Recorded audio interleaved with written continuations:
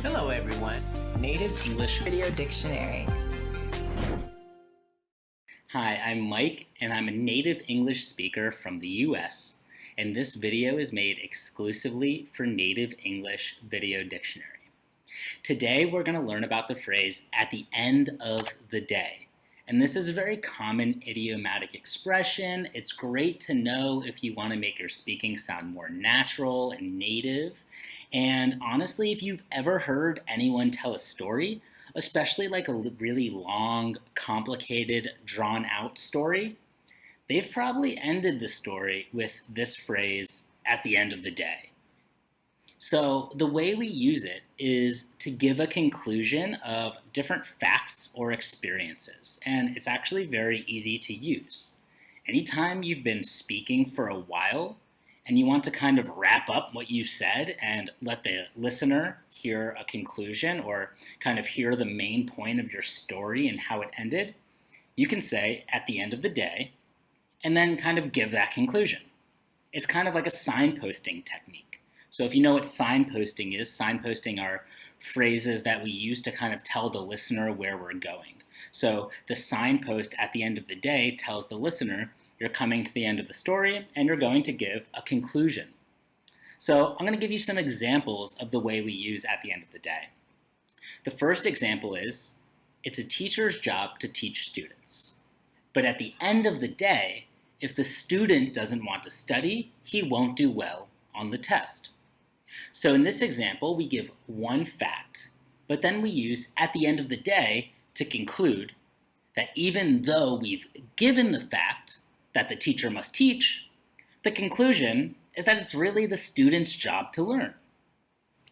Another example is, I did my best to save money and work more hours, but at the end of the day, I just didn't have enough money to pay for my vacation.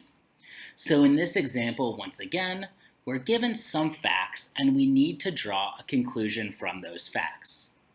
In this case, the facts are about working hard, and the conclusion is that the hard work wasn't enough to earn the money that I needed. Another example, I can explain this idiom to you, but at the end of the day, if you don't practice it in real life, you won't remember it. So the conclusion here is that teaching isn't enough, and practicing is really important. So let's take a look at our examples from before, and let's talk about some synonyms that we can use instead of at the end of the day. So the first synonym might be the word ultimately. With the example from before, we could say, it's a teacher's job to teach the students. But ultimately, if the student doesn't study, he won't do well on the test. The same as, but at the end of the day, if the student doesn't study, he won't do well on the test. The second synonym you could use is in the end. This one sounds similar to at the end of the day, and it's used in the exact same way, which makes it easy to remember. So for example, using our example from before, you could say, I did my best to save money and work more hours. But in the end, I just didn't have enough money to pay for my vacation. And the last synonym I'm going to go over with you today is this synonym, when all is said and done. And this is another great idiomatic expression that you can use as a synonym for at the end of the day. So we're replacing one idiomatic expression with another idiomatic expression that means the same thing.